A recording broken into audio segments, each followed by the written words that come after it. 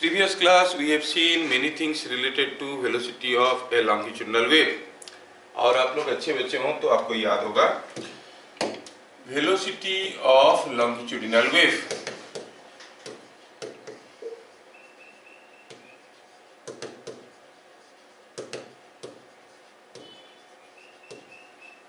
V in solids. क्या आपको याद है क्या था formula? It was root over of y by rho. Y था Young's modulus. In fluids,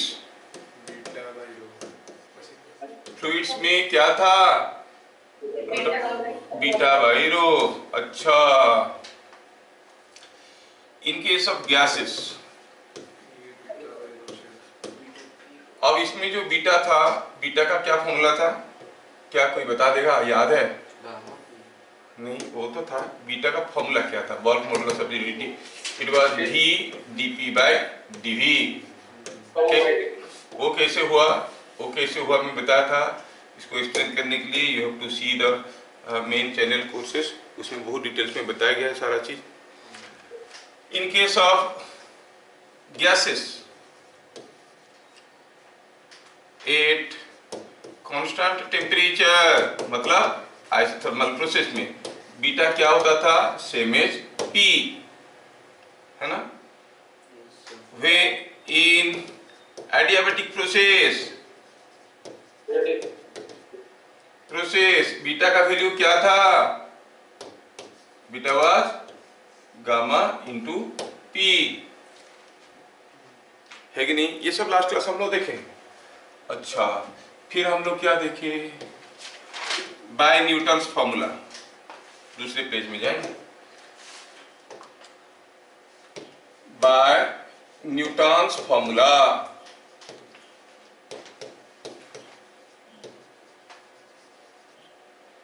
velocity of wave, velocity of sound क्या है? It is isothermal, adiabatic, isochoric, isobaric. No, is isothermal. तो वेलोसिटी का क्या फॉर्मूला हो गया था? Root over of P by rho by Laplace corrected formula. जो corrected formula आया उसमें जो वेलोसिटी ऑफ साउंड था वो कौन सा प्रोसेस था? एडियाबैटिक था. Velocity of sound is adiabatic. बढ़िया है. कुछ लोग तो मस्त पढ़ गए. Is adiabatic. तो एडियाबैटिक में बीटा का वैल्यू गामा पी होता है, तो भी होता है root over of gamma P by rho. अब इसी को मॉडिफाई किए थे हम लोग, नहीं? It was also coming out as gamma R T by M. M क्या था? Molecular weight of the gas, नहीं? अच्छा, फिर हम लोग देखे थे ह्यूमिडिटी के साथ वेलोसिटी ऑफ साउंड अफेक्टेड होता है. ह्यूमिडिटी बढ़ने से, मॉइस्चर कंटेंट बढ़ने से डेंसिटी ऑफ एयर इंक्रीज करता है कि डिक्रीज करता है? भूल गए? मॉइस्चर कंटेंट बढ़ेगा, वाटर पार्टिकल्स आ जाएंगे जिनके मॉलिक्यूलर वेट 18 है, जबकि एयर ड्राई एयर में है ओनली नाइट्रोजन और ऑक्सीजन, जिनका मॉलिक्यूलर वेट है 28 एंड 32. और इसमें 18 मॉलिक्यूलर वेट वाली चीजें घुस जाते हैं, तो डेंसिटी बढ़ेगा कि घटेगा? घटेगा. तो डेंसिटी घटेगा तो वेलोसिटी बढ़ेगा. So with increase in humidity velocity increases. Last class हम लोग देखे थे सारा चीज, है ना. बस इसमें और एक इंपॉर्टेंट चीज याद रखना था कि T क्या है. T is absolute temperature. चलिए फटाफट 2-3 क्वेश्चन करते हैं. ज्यादा गहराई के क्वेश्चन में नहीं जाएंगे. आप लोग छोटे बच्चे हो, ज्यादा गहराई वाले क्वेश्चन 18 प्लस बच्चों के लिए आता है. वो मेरा 18 प्लस वीडियोस है, आप देख लेना उसमें, ठीक है. अब आपके लिए छोटे छोटे क्वेश्चंस.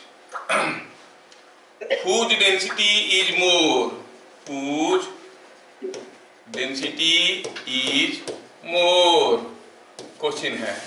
ऑप्शन दिया गया है ड्राई एयर और moist air. B dry helium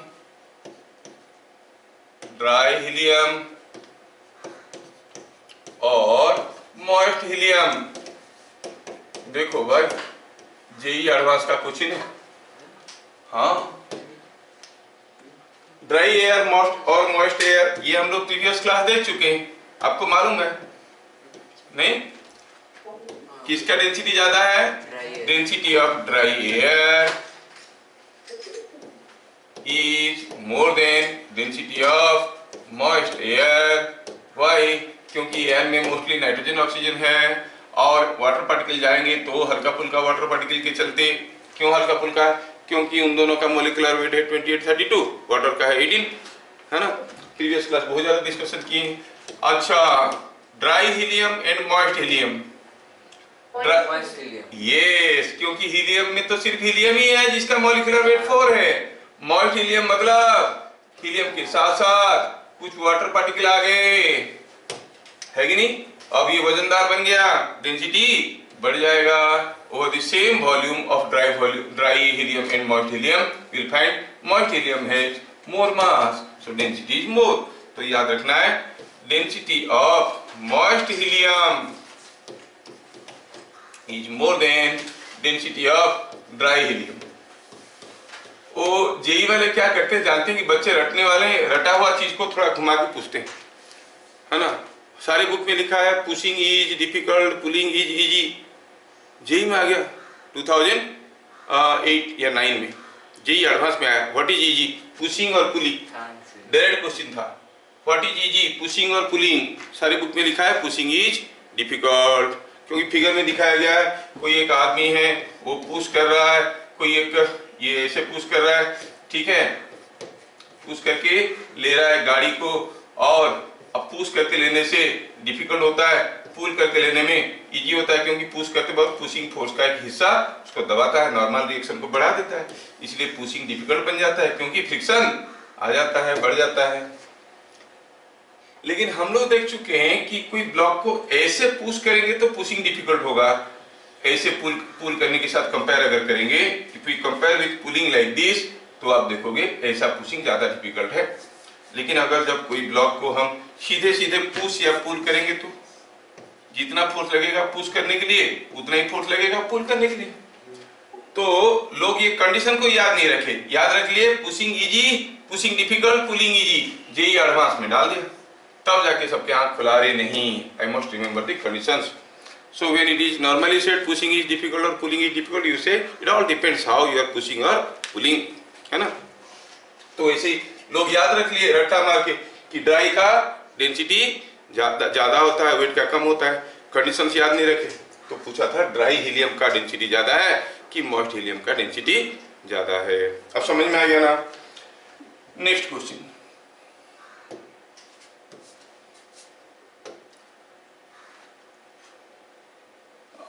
question number 2। At 27 degree centigrade velocity of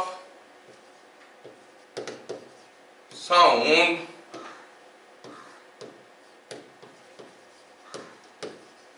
in air is, or in hydrogen लिखो, in hydrogen is 300 degree centigrade. Sorry 300 भी नहीं होता है, हाइड्रोजन काफी, 300 मीटर पर सेकेंड। लेट, मुझे मालूम नहीं है, मैं रैंडमली वैल्यू डाल दिया, 300 से ज्यादा ही होना चाहिए क्योंकि हाइड्रोजन का मोलिकुलर वेट काफी कम है। मोलिकुलर वेट कम होने से चलो मानते हैं कि 400 डिग्री सेंटीग्रेड, थोड़ा ज्यादा ले लिए, 400 degree centigrade, 400 metre per second, sorry. At 27 degree centigrade, velocity of sound in hydrogen is 400 meter per second. What will be velocity at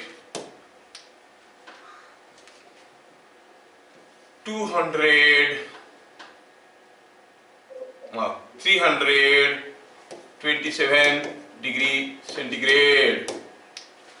बस हमें मालूम है, समय कम है, आज हम इंटरेस्टिंग चीजें पढ़ने वाले हैं। The velocity of sound is given by root over of gamma R T by M which implies it is proportional to root over of T,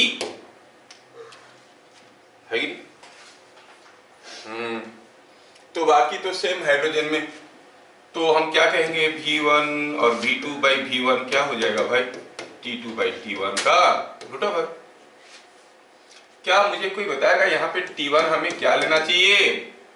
27 degree centigrade, मतलब absolute temperature. Yes yes yes, you are correct, 300। T2 कितना लेना चाहिए? 327 plus 273, 273 is equal to 600 के। हाँ, तो बन गया ना ये 2/1। T2 is 600, T1 is 300, root 2. So what will be V2? V2 will be root 2 times V1. V1 कितना था? 400 metre per second, so it will be 400 root 2 metre per second.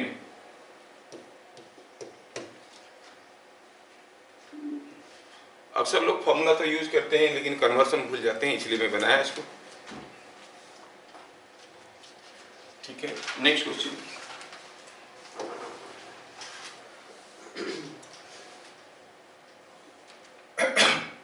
Question number, velocity of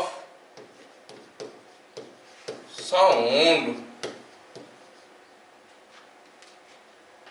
through hydrogen 8 ntp is 400 meter per second. What will be velocity 8 ntp in or through oxygen?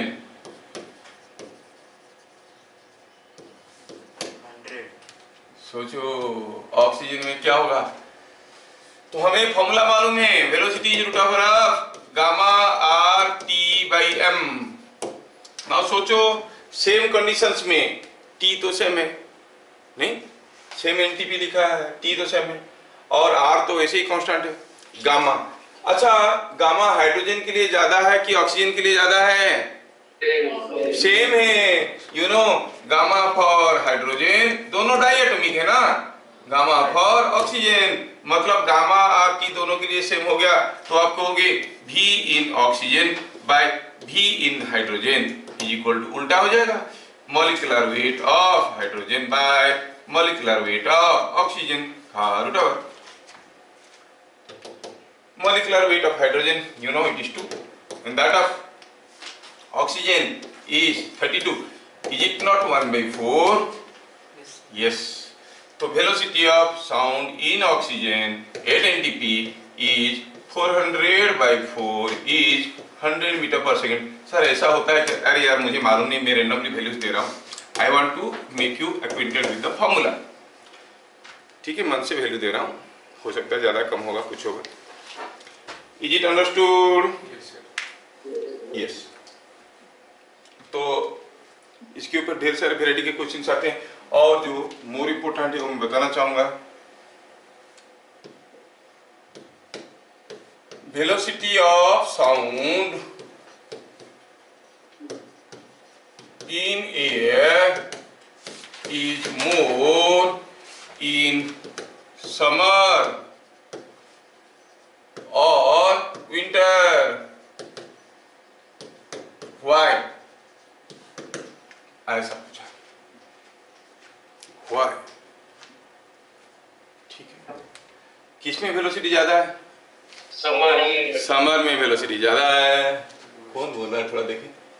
अच्छा बताओ क्यों ज्यादा है? Density decreases. Why density decreases? Yes, moisture content increases summer में। और क्या, एक ही reason था क्या? हाँ, समर में टेम्परेचर भी तो ज्यादा है कि नहीं? तो हम कहेंगे in summer temperature is more or velocity is proportional to gravity. In summer, humidity is more, so density is less.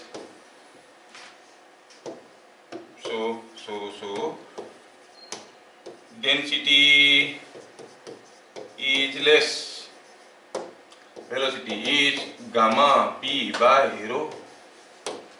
Thus, velocity in summer is more than velocity in winter. क्या चीजें समझ में आ रहा है? ठीक। नेक्स्ट, बस 2 question है।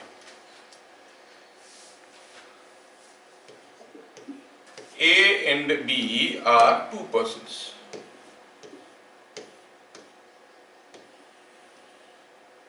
A and B are 2 persons. They are at a distance of say 500 meters. In figure shown,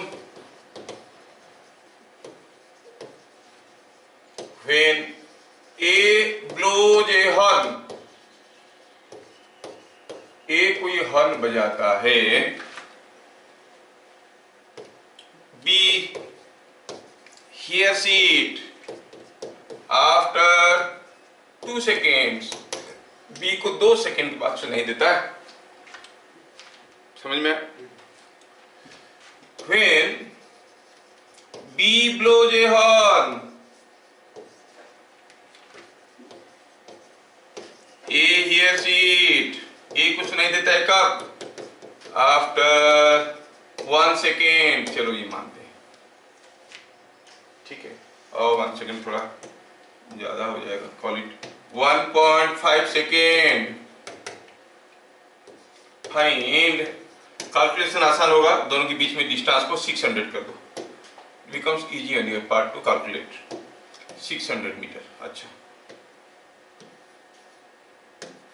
find velocity of wind along line joining them। बड़ा खतरनाक क्वेश्चन है, हवा का वेलोसिटी पूछ रहा है ना? लाइन जॉइनिंग देम, दोनों को जोड़ता हुआ लाइन में, what is velocity of wind? पहले वेलोसिटी ऑफ विंड है कि नहीं पता तो करें। Why you feel there is a velocity of wind और there is some wind blowing? आपको क्यों ऐसा लगता है? अरे भाई, साउंड का वेलोसिटी तो फिक्स्ड है, दोनों बराबर डिस्टेंस में। ए हॉर्न बजाएगा, साउंड को बी के तक पहुंचने के लिए जितना समय लगेगा, बी हॉर्न बजाएगा तो ये तक पहुंचने के लिए उतना ही समय लगेगा। तो ये अगर 2 मिनट के बाद सुन रहा है, 2 सेकंड के बाद, तो ये हॉर्न बजाएगा तो इसको भी 2 सेकंड के बाद ही सुनाई देना चाहिए, लेकिन 1.5 सेकंड के बाद सुनाई दे रहा है। मतलब इधर जाते वक्त वेलोसिटी ऑफ साउंड ज्यादा है कि कम है? A to B velocity of sound ज्यादा है कि कम है? कम है, ज्यादा समय ले रहा है। B to A वेलोसिटी कम है। ऐसा कैसे हो सकता है? ऐसा तो कोई प्रॉपर्टी हम साउंड के नहीं पढ़े कि एक डायरेक्शन में ज्यादा होता है, एक डायरेक्शन में कम होता है। हाँ, ध्यान से सोचे तो हम ये पढ़ चुके हैं कि sound is a mechanical wave, ये हवा के थ्रू से जा रहा है। सोचो, आपके और हमारे बीच में जो एयर है वो स्टेशनरी है, स्टिल है। When I create a sound that propagates through compression and rarefaction, आपकी तरफ भागता है। लेकिन साथ साथ अगर हवा चलने लगेगा तो साउंड का वेलोसिटी ज्यादा हो जाएगा, because it is crawling on air, है कि नहीं? तो अगर साउंड हवा चलने लगेगा तो साउंड का वेलोसिटी बदल जाएगा। क्या ऐसा कभी नहीं सुने हो? आप अगर किसी टेबल फैन के पास बैठे हो, ठीक है, और आपके और हमारे बीच में आप इधर बैठे हो और suppose you are here, I am here, लेकिन यहाँ पर कोई एक टेबल फैन रखा है जो बहुत जोर से चल रहा है। जब आप कोई आवाज करते हो क्लियरली सुनाई नहीं देता है, क्योंकि थ्रू एयर वो आने की कोशिश कर रहा है और एयर को उड़ा के भगा रहा है कि नहीं? So you can not here, it is because sound is a mechanical wave. अब इतनी समझदारी के बाद क्या बताओगे कि अगर ए हॉर्न बजाने से बी को देर में सुनाई देता है, बी हॉर्न बजाने से ए को जल्दी सुनाई देता है, तो हवा तो चल रहा होगा, इसलिए गड़बड़ हो रहा है। हवा किस डायरेक्शन में चल रहा होगा? ए टू बी और B to A? B to A. Yes, you got it. Wind must be blowing from B to A, solution क्या कहेंगे, क्योंकि B2A अगर हवा चलेगा, साउंड भी आ रहा था, हवा भी चल रहा था, जल्दी पहुंच जाएगा, है कि नहीं। तो solution, here wind blows from B2A, इसीलिए ये हाल हो रहा है। B चलाता है तो A को जल्दी सुनाई देता है। अच्छा, ये बात है। चलिए मानते हैं कि velocity of wind is VW। आगे बढ़ते हैं। Let VW is velocity of wind, V0 is velocity of sound in still air. हवा अगर रेस्ट में होता तो वेलोसिटी V0 होता। नाउ A टू B जाते वक्त विंड कैसे ब्लो कर रहा है, B2A, विंड ऐसे आ रहा है। जब A ने चिल्लाया for A shouting, when A shouts, when A blows horn, जब A ने हॉर्न बजाया, क्या आप मुझे बता सकते हो क्या होगा velocity of sound? Velocity of sound क्या होगा?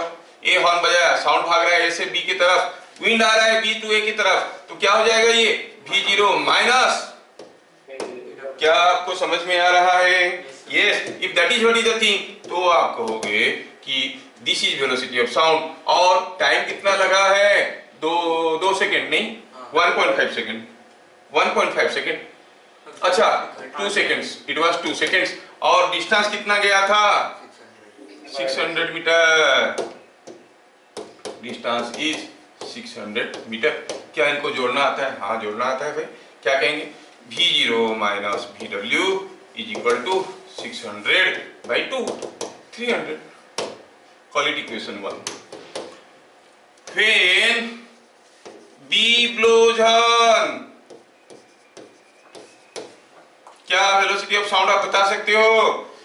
B से A की तरफ विंड भी ब्लो कर रहा है, साउंड भी आ रहा है, it will be V0 plus VW। और टाइम कितना लगा? 1.5 सेकेंड्स। अच्छा, और डिस्टेंस वही 600 metre. Now what you say, V0 plus VW is equal to 600 by 1.5 is 3 by 2 is 400, है ना। ये इक्वेशन नंबर 2। क्या ये दोनों को हम सॉल्व करके ये इक्वेशन को सॉल्व करके VW नहीं निकाल सकते? यस, है ना। 50 मीटर पर सेकंड, 50 हुआ क्या? हाँ, 50 मीटर पर second. Is it understood? Yes. तो क्या लिखेंगे फाइनली? क्या कंक्लूजन मिला हमें? कंक्लूजन ये मिला कि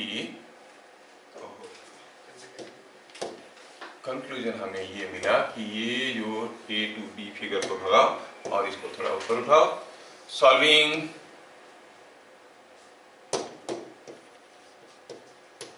इक्वेशन 1 एंड 2 आपको सॉल्व करना आता है, वो मैथमेटिक्स है, आपकी काम है।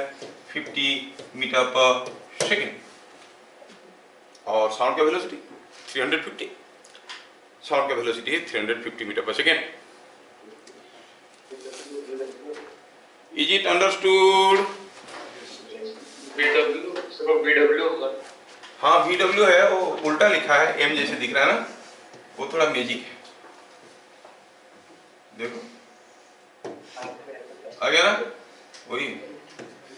Sometimes you have to see upside down। आया? चलिए हम आज एक इंटरेस्टिंग आर्टिकल आपको पढ़ाते हैं, eco.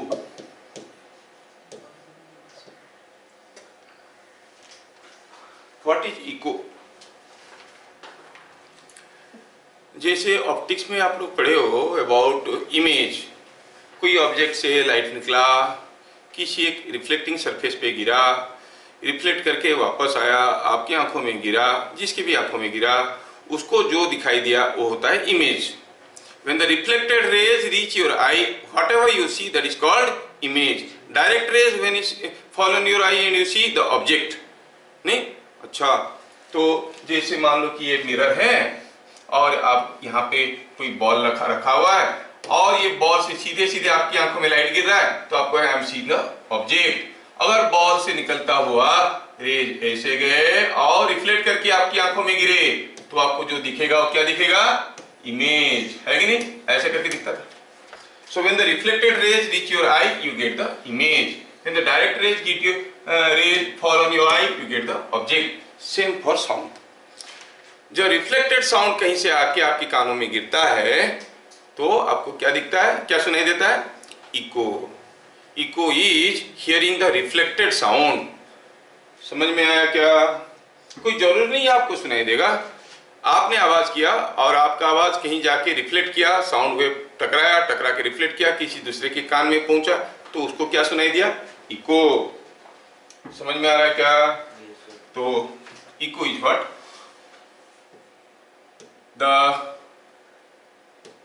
the sensation of hearing,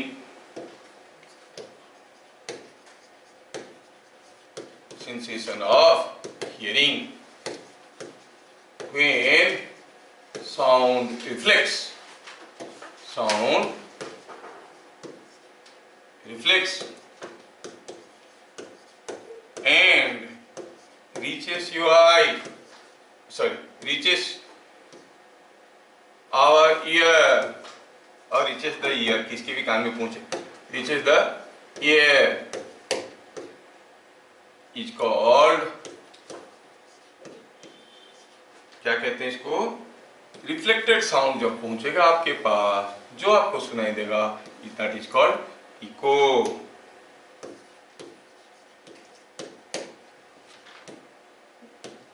reflection of sound, reflection of sound obeys all rules of reflection. Rules of reflection बचपन में आप लोग पढ़े होंगे, है ना? The incident ray, the reflected ray, the normal at the point of incidence lie in a common plane. Incident angle is equal to reflecting angle. यही सब 100% बराबर है. और इसके आगे और भी चीजें हैं कि कोई रे जब रिफ्लेक्ट करता है कोई डेंसर मीडियम से, it undergoes A phase difference pi बढ़ जाता है फेज उसका. खैर हम उसमें अभी नहीं जाते, वो फिर से 18+ का हो जाएगा, आप लोगों के लिए नहीं है. तो कोई साउंड वेव ऐसे आया, ऐसे गया, ये वाला वेव को जो सुनेगा वो कहेगा कि इसे इको. ठीक है? अच्छा. और that will obey all rules of reflection, incident angle, reflecting angle, सब कुछ बराबर रहेगा. All the three will be lying in a common plane. हाँ, ओरिजिनल साउंड वेव और रिफ्लेक्टेड साउंड वेव तो डिस्ट्रक्टिव इंटरफेरेंस करते हैं. अरे मिलेंगे तब ना. अगर मिलते हैं कैसे मिलेंगे? ये तो गया ऐसे ऐसे टकराया, इधर भाग के आ गया, स्ट्रेट गया, स्ट्रेट आया, स्ट्रेट गया, तो जो साउंड वेव गया वो वापस आया, इधर से ऑरिट हो जाएगा तब ना उसके साथ मिलेगा. मैं एक बार हो करके चिल्लाया, हो गया, हो आया, तब मेरा हो तो है नहीं. वो चिल्ला फिर एक वो बात. यस, वो ज्यादा अंदर मत जाओ. हम पढ़ेंगे, हम लोग सुपरपोजिशन ऑफ वेव्स पढ़ेंगे, स्टैंडिंग वेव्स पढ़ेंगे, है ना, इंटरफेरेंस पढ़ेंगे. हाँ, अभी धीरे धीरे आगे बढ़ रहे हैं. ठीक है? साउंड का सुपरपोजिशन में many effects are there, interference है, आपका स्टैंडिंग वेव से बीट्स फॉर्मेशन होता है, बहुत सारी चीजें. खैर, तो हम बात कर रहे थे reflection of sound obeys all rules of reflection. समझ में आया क्या? अच्छा, यहाँ पे मैं एक इंटरेस्टिंग चीज बताना चाहूंगा.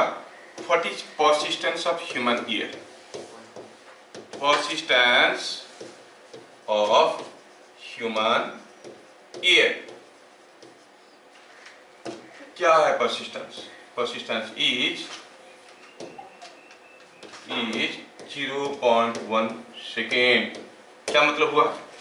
When two sound waves reach our eye or reach our ear with a time gap less than 0.1 second, we cannot distinguish them.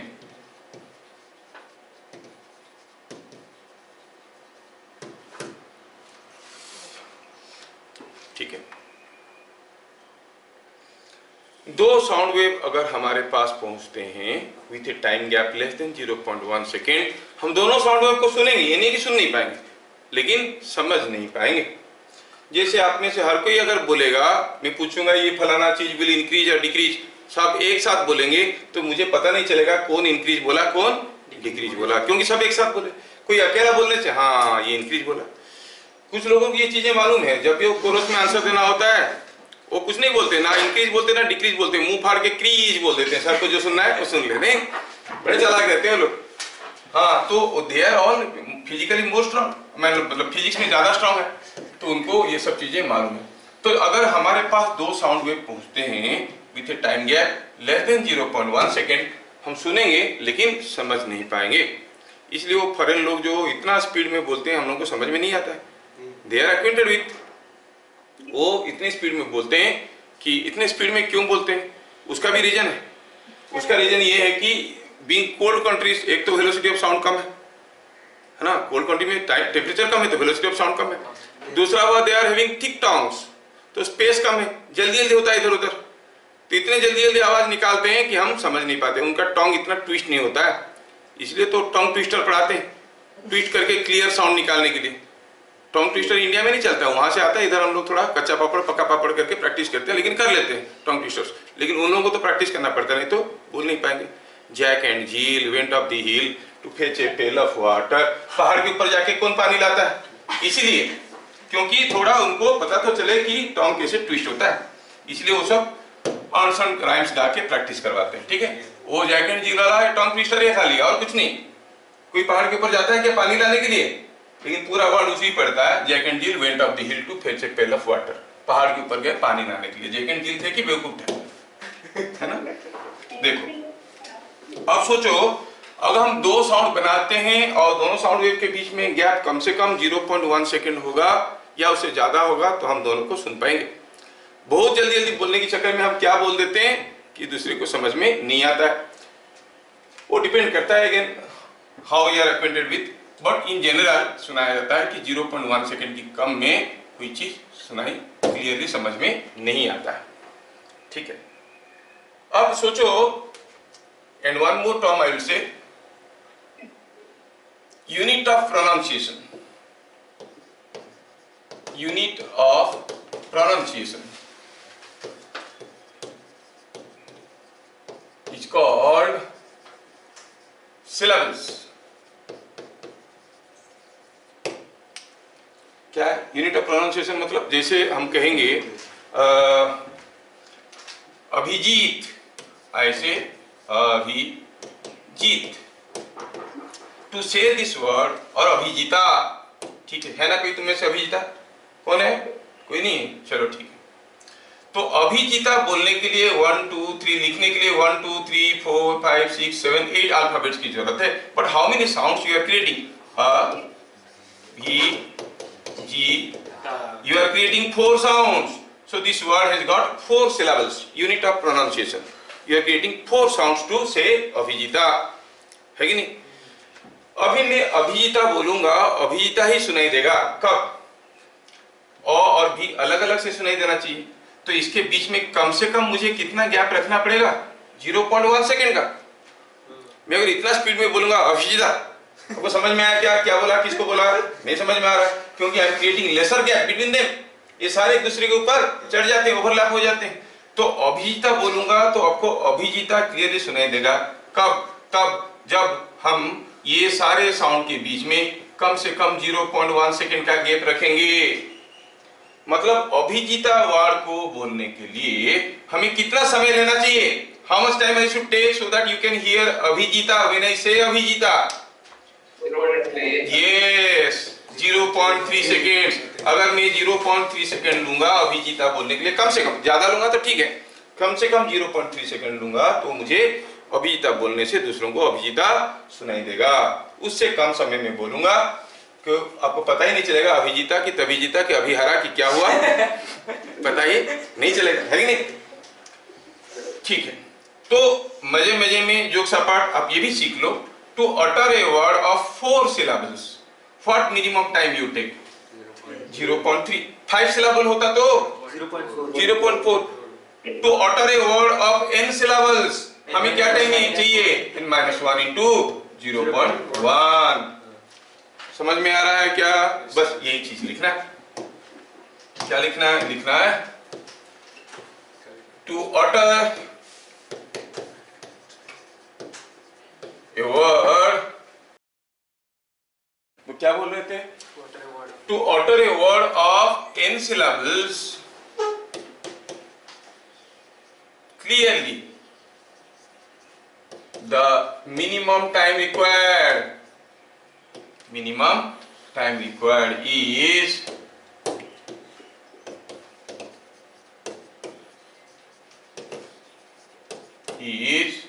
t equal to n-1 into 0.1। अब हमें इको सुनना है, और किसका? कोई सिंगल साउंड का और मल्टीपल साउंड का। अभिजिता बोलेंगे उसका इको में अभिजिता आना चाहिए, नहीं? और सिंगल वर्ड बोलेंगे तो हो करेंगे तो हो का भी इको आना चाहिए। तो हर चीज के बारे में हम लोग डिटेल्स में अभी देखेंगे। चलिए, पहला, अगर हम कहेंगे कि यहां से यहां पर कोई एक वाल है और यहां पे कोई एक आदमी है, उसने क्या किया?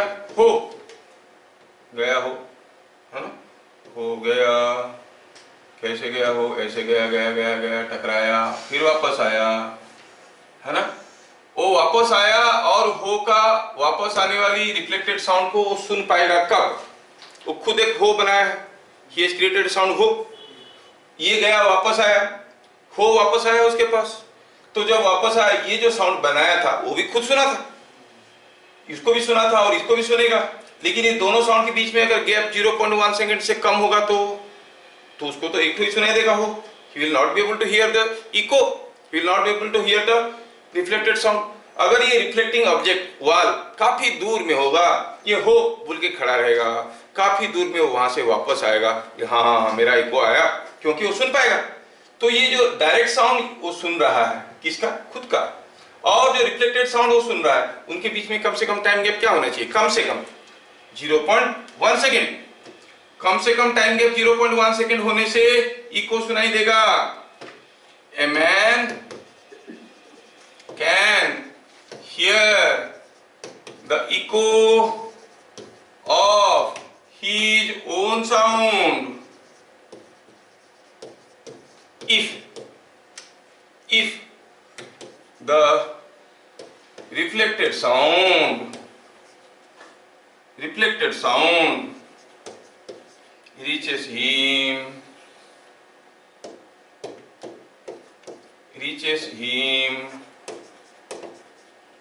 after at least कितना टाइम? 0.1 सेकेंड। अगर कम से कम 0.1 सेकेंड के बाद ही पहुंचेगा तभी वो सुन पाएगा। ठीक है, अब सोचो साउंड को वापस आने के लिए कितना समय लगेगा?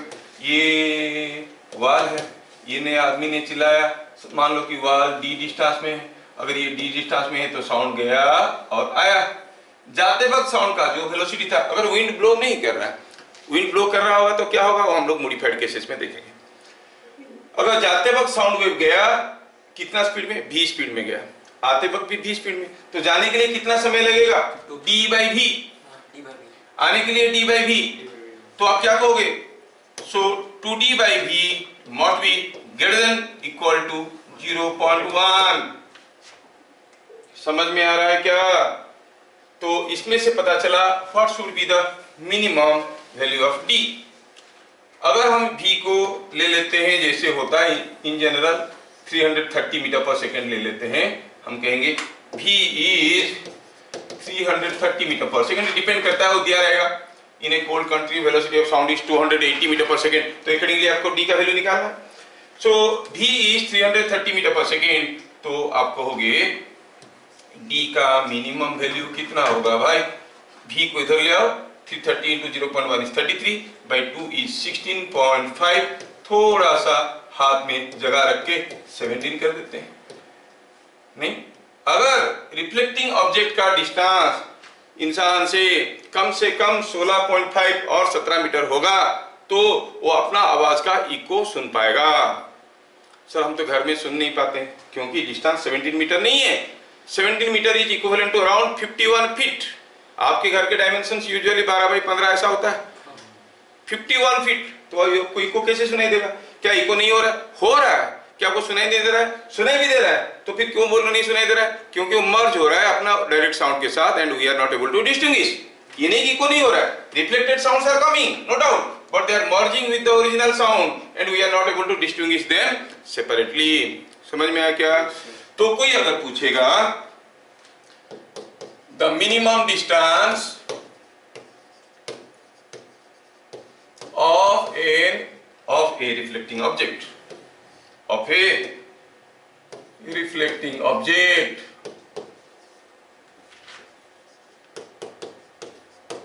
minimum distance of a reflecting object for which a source or a person can hear echo of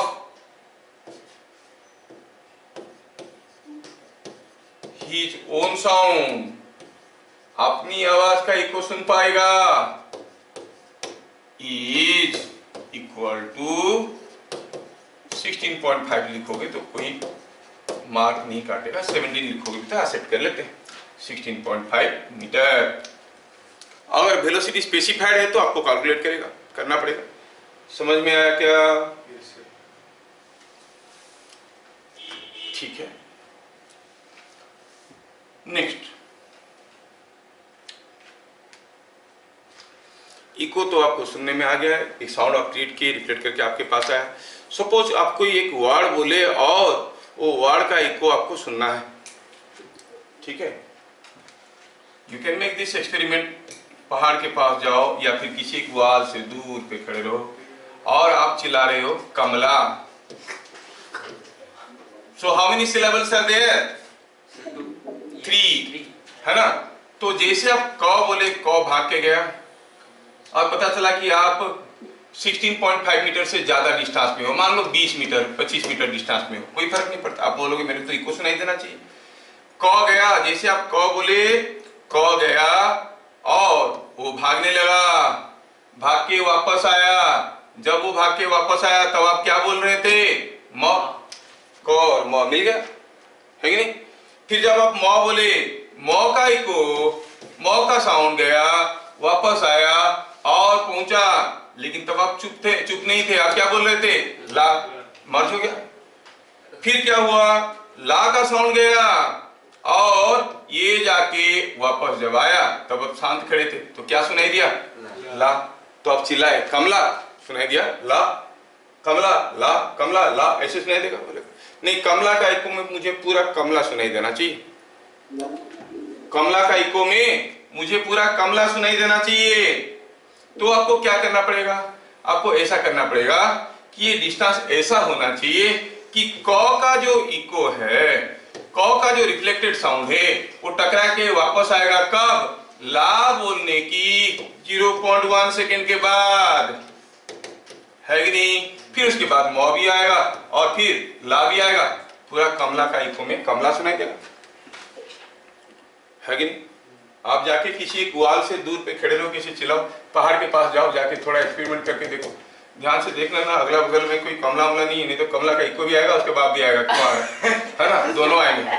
क्यों बुला रहा है ना?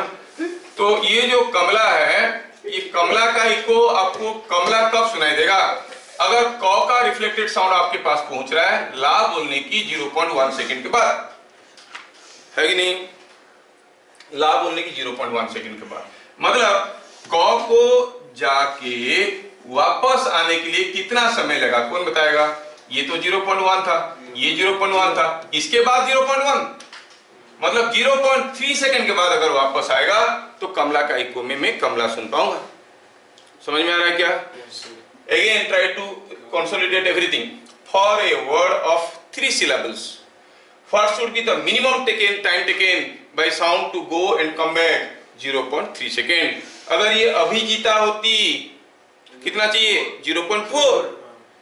सो कोई एक वर्ड जिसमें n सिलेबल्स है, उसका कंप्लीट इको सुनने के लिए ये डिस्टेंस क्या होना चाहिए? What should be the distance D? मतलब साउंड को जाके वापस आना है, डी बाई वी कितना होना चाहिए? अगर n सिलेबल्स है तो it should be greater then n into 0.1। समझ में आ रहा है क्या? Yes sir. 2d by v should be greater then n into 0.1, तभी आपको कमला का इको में कमला सुनाई देगा। समझ में आया क्या? यस। अगर उससे कम होगा, कमला बोला कि गमला बोला कि क्या बोला, कुछ समझ में नहीं आएगा। I hope I have explained you properly. Yes sir. Easy था बता दिए, लेकिन स्कूल वाले नहीं पूछेंगे। To hear the complete echo, to hear a complete echo of a word of n syllables,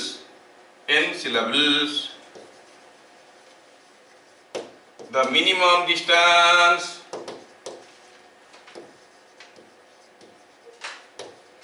of reflecting object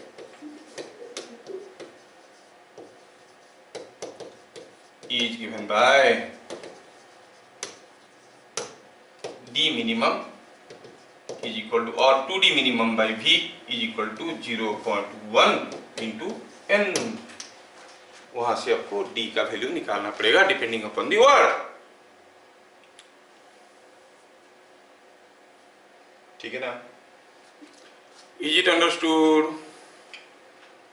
yes. तो eco के बारे में थोड़ा बहुत जानकारी हमें समझ में आया। कभी कभार ये भी दिखाई देता है कि सामने कोई ऑब्जेक्ट नहीं है और हमें इको सुनाई देता है। कभी देखियो वो मूवी वगैरह में वो हीरो हीरोइन चढ़ जाते हैं किसी ये माउंटेन के ऊपर, यहाँ से चिल्लाते हैं और सामने कोई चीज है ही नहीं, डायरेक्टर बोला इको सुनाई देगा तो राधा, तो राधा राधा राधा राधा राधा राधा राधा राधा, ऐसा कैसे आता है? हाँ, पूरा चोटी पे गया, वहां पर तो कुछ है ही नहीं, इको कहां से सुनाई दिया? अब डायरेक्टर को भी फिजिक्स मालूम होना चाहिए ना, डायरेक्टर को फिजिक्स। मैं अक्सर मूवी में देखा हूँ, अब कोई गाड़ी जा रहा है, मैं ऐसा देखा हूँ टू माई सरप्राइज, और सामने आया ट्रक धक्का दिया तो भाई ये गाड़ी जा रहा था, भाई इनर्शिया ऑफ मोशन किधर फेंका जाना चाहिए? इधर, ये फेंका जाता है इधर। डायरेक्टर एकदम कोचिंग नहीं पढ़ा कहीं, अबे धक्का मारा तो ये इधर फेंका जाएगा ना, इधर कैसे फेंक दिया उसको? उठा बोला जैसे डायरेक्टर बोला वैसे ही करेंगे। लेकिन बात में कुछ सच्चाई भी है। कौन सी सच्चाई? खुले जगह पे चिल्लाने से इको क्यों सुनाई देता है? उसमें भी इको कभी कभार सुनाई देता है। क्यों? क्योंकि आप जानते हो, if is creating a number of sound waves here, मान लो 2-3 साउंड वेव बना है, फिर the sound wave is going, और यूजुअली ये लोग चिल्ला के बोलते हैं, लंबा खींच के बोलते हैं, आ ऐसे करते नहीं? हाँ, क्या बोलते हैं? रेखा। अच्छा, यहाँ पे बोला है रेखा बोलते। अच्छा ठीक है। अगर चिल्ला के बोलते हैं वो लंबा वर्ड होता है। ये जो आ कर रहे हैं वो, ये जब साउंड वेव गया मीडियम में, एयर कंप्रेस रेरिफाई ऐसे होके जा रहा है, ये जो साउंड वेव गया उसका कुछ हिस्सा यहाँ पर डेंसर मीडियम से वापस आता है और कुछ आगे भाग जाता है। So there is multiple reflections from the denser medium, है ना?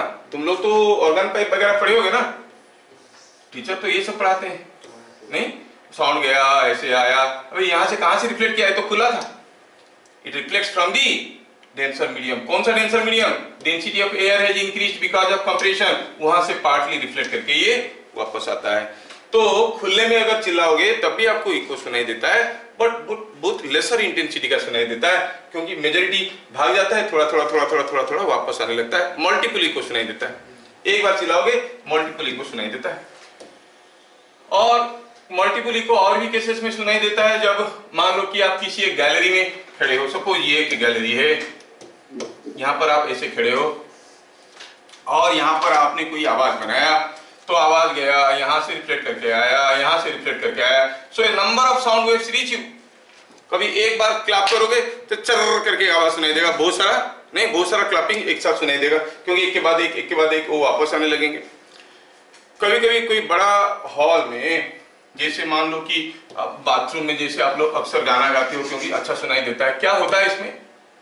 आप एक बार हम साउंड किए तो हुम साउंड करके गाना गा के आप बंद कर दिए, वो साउंड वेव गया, वापस आया, आप सुन नहीं पाए, लेकिन दोबारा गया, वापस आया, फिर गया, फिर आया, फिर गया, फिर आया, तो काफी प्रोलॉन्ग्ड पीरियड में आपको आवाज सुनाई देता है। तो हम बाथरूम सिंगर है ना, क्योंकि उसमें इको नेचुरली फिटेड है। अनफॉर्चुनेटली कोई भी बाथरूम सिंगर को कभी प्राइज नहीं मिला, क्योंकि कभी वो बुलाया नहीं किसी को। बाथरूम में कौन बुलाता है क्या गाना गाते वक्त? नहीं, तो किसी को बाथरूम सिंगर को कभी प्राइज नहीं मिला। तो ये हम लोग देख लिए कि इको होता कैसा है। ये जो मल्टीपल रिफ्लेक्शंस होते हैं ना, इसको कहते हैं रिवर्बेशंस। मल्टीपल इकोस, इसको कहते हैं रिवर्बेशंस। ठीक है, ज्यादा अंदर मत जाओ, थोड़ा थोड़ा जान लो। चलिए अब कुछ क्वेश्चन देखते हैं। ठीक है, let us see. In which of the following cases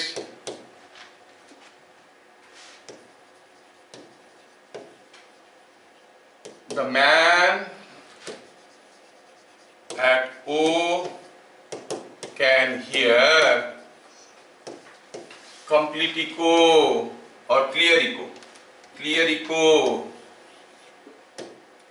clear echo कब सुनाई देगा? कुछ केसेस में दे रहा हूं। यहाँ पर आप एक वेलोसिटी ऑफ साउंड आप ये ले लो, velocity of sound is 300 metre per second. चलो ये मान के चलते हैं। अब ये आदमी यहाँ खड़ा है और यहाँ पे वॉल है, कितने दूर पे है से? ये 12 मीटर दूरी पे है, बी है। यहाँ पे वो आदमी खड़ा है और यही वो आदमी जो चिल्ला के गाना गा रहा है, उसके सामने वॉल रखा है ऐसे। कितने दूर पे? चलो मानते हैं कि 17 मीटर। ठीक है, चलिए ये दोनों केस में आपको बताना है कौन सा केस में जो आदमी ओ पे खड़ा है उसको अपना साउंड का इको सुनाई देगा क्लियरली। पहले मिनिमम डिस्टेंस क्या होना चाहिए सोच लो। What should be the minimum distance? D minimum. Formula क्या था? 2d minimum by v must be equal to 0.1 है कि नहीं? v कितना दिया है? 300, तो d मिनिमम कितना हो गया? 15 मीटर। कम से कम 15 मीटर होगा तो उसको इको सुनाई देगा। क्या पहला केस में इको सुनाई देगा? क्या इसका मतलब वो बह रहा है? नहीं, इको आ रहा है लेकिन अपनी साउंड के साथ मर्ज हो रहा है। He cannot hear the echo. Minimum distance should be 15 metre. क्या दूसरे केस में इको सुनाई देगा? Yes, sir. अरे हाँ या ना, रोशन कुछ नहीं बोल रहा है। हाँ देखो तो, इको सुनाई देने के लिए कंडीशन क्या था? The reflected sound must reach you. अब अगर इससे कोई साउंड गया, कैसे रिफ्लेक्ट करेगा भैया? It will go in this direction. Will it hear the echo? No. इस केस में भी सुनाई नहीं देगा because the reflected sound is not reaching him. It obeys all rules of reflection. क्या समझ में आ रहा है? ठीक, चलिए अगला क्वेश्चन। दोनों ही केस में उसको इको सुनाई नहीं देगा। Next question. A man standing between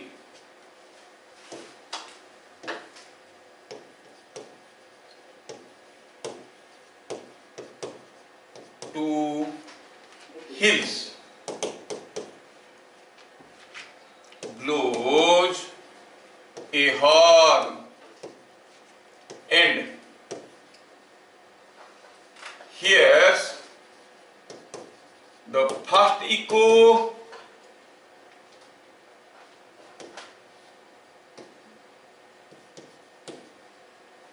after 1.5 seconds and second echo, दो बार एंड लिखने से अच्छा नहीं दिखता है, he hears and second echo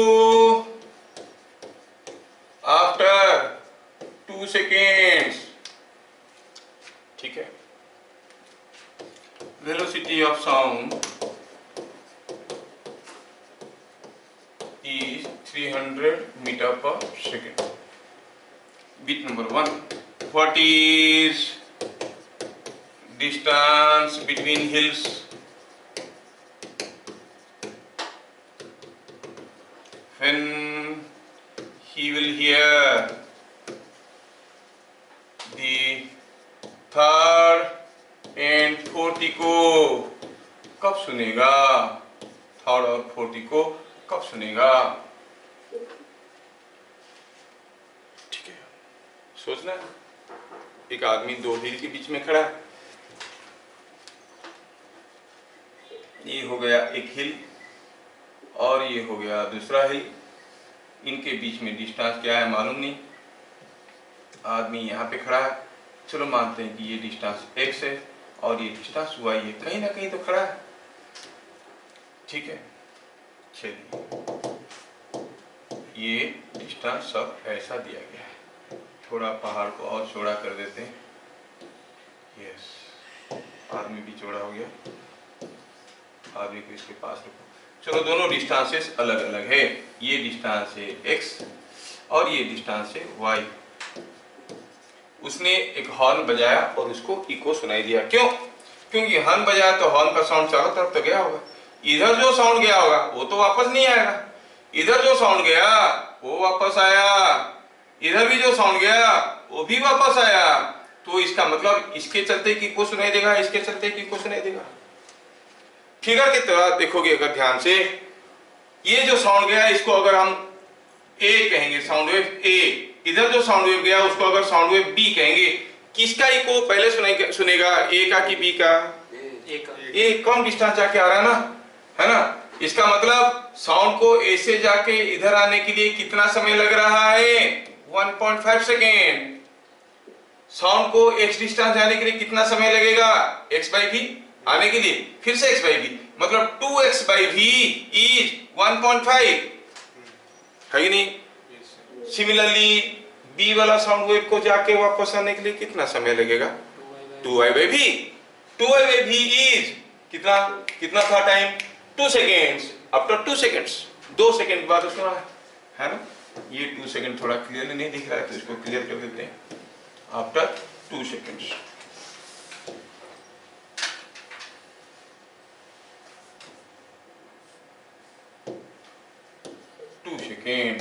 तो क्या मिला सॉल्यूशन में? 2x/v is 1.5 seconds. तो इसका मतलब x कितना हुआ? v है 300, v है 300, तो ये हो गया 450/2 is 225 metre. 2y/v is 2 seconds, मतलब y कितना हुआ? What is y then? 600/2, 2 cut गया, 300 मीटर। सो इससे पता चला कि x इज 225 मीटर, जबकि y is 300 metre. Now distance between the walls और डिस्टेंस बिटवीन हिल्स, ये तो समझ में आ रहा है। कितना होगा? x plus y। Is it not 525 metre? Yes, ठीक है। ये तो साउंड का चीज बता रहा हूं, ठीक है। अभी तो डिवाइसेस आ चुके हैं और लाइट का वेलोसिटी को मेजर कर सकते हैं। They will just take a torch between the 2 hills, glow करेंगे, ये रिफ्लेक्ट करके वापस आएगा, ये रिफ्लेक्ट करके वापस आएगा। इतना जल्दी कैच कर लेंगे वो, क्योंकि अभी नानो टेक्नोलॉजी आ गया है ना। हाँ, वो जो गैप आएगा, वो जो समय आएगा, इसको कब पकड़ा, इसको कब पकड़ा, रिफ्लेक्टेड लाइट, उसको देख के दोनों के बीच में डिस्टेंस पता कर लेते हैं। वो फलाना दूर का एक टावर है, इधर एक टावर है, दोनों के बीच में क्या है आपका डिस्टेंस। डिवाइस को पकड़ो, दोनों के बीच में along the line joining them, और देखो रिकॉर्ड कर लेगा। ये इतना बजे में, इतना समय के बाद रिफ्लेक्टेड आया, इतने समय के बाद रिफ्लेक्टेड आया, और निकल जाएगा इतना दूर, है ना। कोई दूर का, मान लो 10 किलोमीटर दूरी में कोई पहाड़ है, इधर कुछ डिस्टेंस में, एग्जैक्ट डिस्टेंस क्या है, एग्जैक्ट डिस्टेंस भी पता चल जाता है। ऐसा डिवाइस भी आ चुका है। एनीवे, तो ये 525 मीटर हो गया पहला क्वेश्चन का answer. When he will hear the third and fourth echo, सोचो अगर हमारे पास 2 कान नहीं होते, क्या तकलीफ होता बताओ? एक जगह से सुनकर क्या आवाज सुन नहीं पाते? हर आवाज को सुन पाते? तकलीफ किस चीज का होता? एक डबल इको सुन नहीं पाते, एक आराम से अरे इको कौन सुनना चाहता है, इको तो आ जाता है, हम तो डायरेक्ट साउंड पे जीते हैं नहीं। हाँ तो होता यूं है कि देखो अभी मान लो कि मैं यहाँ पे पढ़ा रहा हूँ, मेरे सामने गली में कोई गाड़ी गया, गाड़ी का आवाज मेरे पास पहुंचा, लेकिन मैं पता कर लेता हूँ गाड़ी टू माई लेफ्ट गया कि टू माई राइट गया। कैसे? जब गाड़ी आ रहा था उसका साउंड आया, ये कान में पहुंचा, ये कान में पहुंचा, है ना, दोनों कान में पहुंचा, ये कान में कब पहुंचा, ये कान में कब पहुंचा, इन दोनों के बीच में जो छोटा सा टाइम गैप है उसको माइंड रीड कर लेता है, ब्रेन। अब बताता है कि ये जल्दी सुना है मतलब इधर से आ रहा है, ये जल्दी सुना है मतलब इधर से आ रहा है कि नहीं।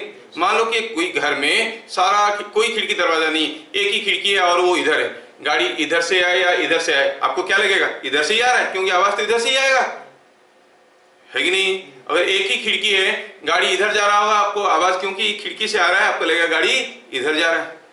वही तकलीफ है, दो कान की जगह अगर एक कान होता तो हमको लगता है हरदम सारा जो सोर्स है वो इधर ही है, मान लो ये चल रहा है, ये नहीं चल रहा है तो इधर ही है, इधर ही लगेगा सब चीज, नहीं। मच्छर आके इधर गुनगुनाएगा, आवाज घूम के आएगा आपके कान में घुसेगा, आप इधर थप्पड़ मारो, लेकिन मच्छर है कि नहीं, you will not be able to hear. That is the advantage of having two ears. देखो भगवान सोच समझ के बनाए हैं, दो दो कान बनाए, नहीं तो गड़बड़ी हो जाएगा। दो आंख बनाने के पीछे भी वही है मकसद, why you have two eyes. अगर एक आंख होता कि सारा चीज दिखता, हाँ डिस्टेंस पता नहीं कर पाते हम। एनीवे तो सेकंड में पूछ रहा है when he will hear third and fourth echo. अच्छा इसको थोड़ा समझना है। बिट नंबर 2, अब देखो ये हो गया एक हिल, ये हो गया दूसरा हिल, वो आदमी यहाँ पे खड़ा था, ये डिस्टेंस x था, इधर जो साउंड वेव जा रहा था उसका नाम a था, इसका जो जा रहा था वो b था। अब उसके पास a वाला साउंड वेव कब पहुंचा, b वाला साउंड वेव कब पहुंचा। a वाला साउंड वेव गया, वापस आया कब, 1.5 सेकेंड में। b वाला साउंड वेव गया, वापस आया 2 सेकेंड के बाद।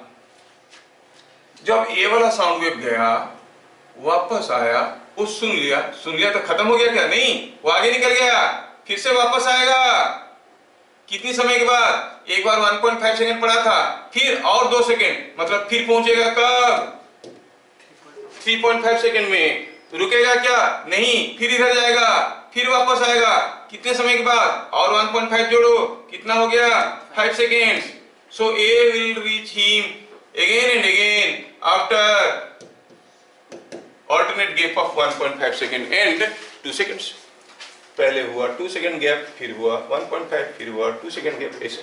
बी का साउंड वेव कब पहुंचेगा, बी पहली बार पहुंचा 2 सेकंड के बाद, बी गया ऐसे, वापस आया 2 सेकंड के बाद, फिर गया होगा, इधर आया होगा, इधर जाके आने के लिए कितना समय लगता है, 1.5। तो कब पहुंचेगा बी, फिर से 3.5। यस, फिर से बी कब पहुंचेगा, फिर बी इधर जाएगा, फिर इधर आएगा 5.5, फिर से बी कब पहुंचेगा, इधर जाएगा, इधर 7। So this was the first echo, this was the second echo, ये दोनों थे थर्ड इको, ये था फोर्थ इको, ये था fifth echo, are you getting, ये दोनों थे sixth echo, are you getting. Which echoes will be louder, कौन कौन सा इको उसको जोर से सुनाई देगा, third, sixth, ninth and so on. समझ में आ रहा है क्या? ये echoes will be heard louder. ये किसी स्क्रीनिंग टेस्ट का, जेईई एडवांस का स्क्रीनिंग टेस्ट का क्वेश्चन था, which echo will be louder, third और फिफ्थ और सेवेंथ ऐसे करके पूछा था। तो थर्ड, सिक्स्थ, नाइन्थ ये सब लाउडर सुनाई देंगे क्योंकि दोनों कान में एक साथ आवाज पहुंच रहा है ना। तो अब पूछा था कब पहुंचेगा third and fourth echo, third echo is heard after what time, 3.5 seconds। fourth echo is heard कितनी समय के बाद, fourth echo is heard after what time, you will say yes it is after 5 seconds। fourth echo is heard after 5 seconds। अगर पूछेगा fifth echo, हाँ 5.5 second, sixth echo 7 seconds and so on. क्या चीजें समझ में आ रहा है? यस है ना। तो इको पे ऐसे ढेर सारे कहानियां हैं, लेकिन मैं आपको थोड़ा थोड़ा सा बताया, ठीक है। I can give you one more question, थोड़ा सा टाइम बचा है। यहाँ पर कोई एक वॉल है और यहाँ पे कोई एक आदमी खड़ा है, नाम उसका ए है, और यहाँ पे कोई एक दूसरा आदमी खड़ा है, उसका नाम बी है, और ये दोनों यहाँ से बराबर डिस्टेंस पे खड़े हैं, D. They are standing at same distance from the wall. ये क्या है? वॉल है। ऐसा नहीं होता है वॉल, वॉल ऐसा होता है।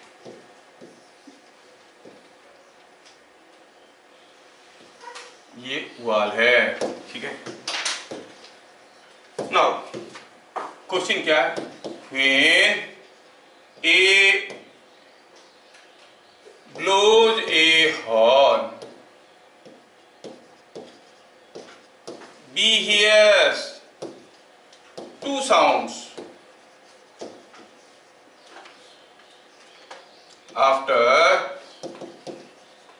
1 second and 1.5 second, if velocity of sound is 300 meter per second, find, क्या निकालना है आप? फाइंड डी, डी निकालना है। Find d at what distance from the wall they are standing.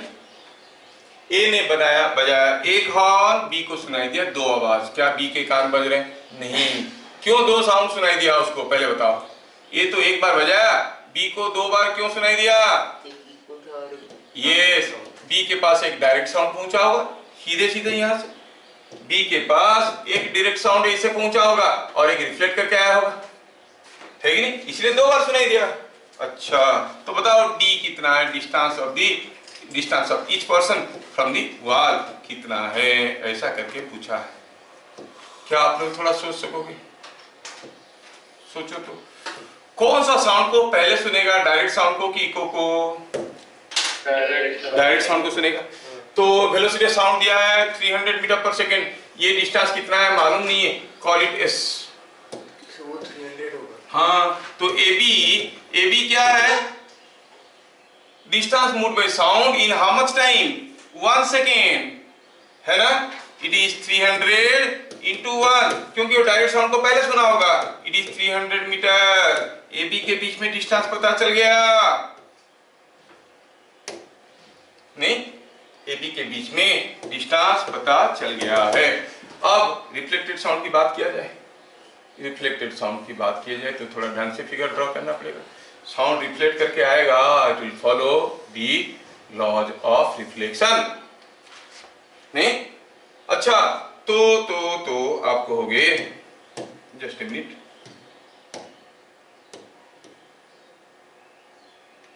अभी क्या हुआ? ये है normal at the point of incidence, ये हो गया normal at the point of incidence. Sound को ऐसे जाके ऐसे आने के लिए कितना समय लगा? अगर इस पॉइंट को हम सी कह देंगे, what is A C B, लगा कितना? 1.5 सेकेंड। तो ये डिस्टेंस कितना होगा भाई? 300 into 1.5 कितना हो गया? 450 मीटर। और आपको मालूम है कि incident angle is equal to reflecting angle, मतलब this length must be equal to this length, होगा कि नहीं होगा? तो व्हाट इज एसी? 450 by 2, 225 मीटर। चलो इस पॉइंट को हम P कहते हैं, यहाँ पर कोई एक S लिख दिया है, चलो इसको हम P कहते हैं। P is the mid point. क्या बता सकते हो व्हाट इज AP? 150। हाँ, ये 300 था, ये भी था 300, ये मिड पॉइंट होगा, तो इट इज 300 by 2, 150 मीटर। अच्छा, AP मालूम है, AC मालूम है, क्या हम D पता नहीं कर सकते? Yes, D is root over of AC का स्क्वायर माइनस AP का स्क्वायर। बाकी का काम आप कर सकते हो। Is it understood? तो इको को लेके बहुत सारे वेराइटी के क्वेश्चंस है। आपके लिए एक क्वेश्चन छोड़ देते हैं, आप बताना मेरे को, और else next class will do.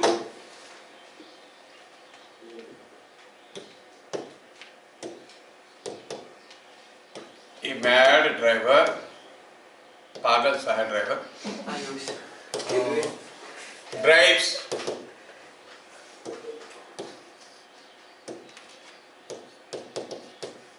straight towards a wall, towards a wall with 50 meter per second. When he is at a distance d from wall, wall से जब वो d डिस्टेंस में था, he blows horn, हॉर्न बजाने लगा wall को देख के, ठीक है। Find minimum value of D for which he can hear eco.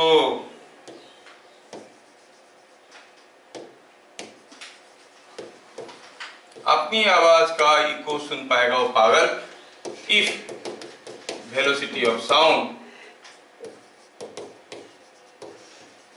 Is 300 metre per second. ये क्वेश्चन मैं आपके लिए छोड़ रहा हूं, आपके पास समय है before the next class give your answer in the channel में आंसर देना और बताना, देखते हैं कौन कौन सही आंसर देता है। सबसे पहला सही आंसर देने वाले को मेरी तरफ से बहुत एक अच्छा वाला चॉकलेट का फोटो व्हाट्सएप में भेजेंगे। क्वेश्चन समझ में आया? Here is a wall, here is a car driver driving straight towards a wall. कितने स्पीड में? 50 मीटर पर सेकंड में, काफी ज्यादा स्पीड में जा रहा है। जैसे वो डी डिस्टेंस में था तब उसको वॉल दिखाई दिया तो वो हॉर्न बजाया वॉल को देख के। तो डी का वैल्यू कम से कम क्या होने से उसको अपनी हॉर्न का इको सुनाई देगा। Question is understood?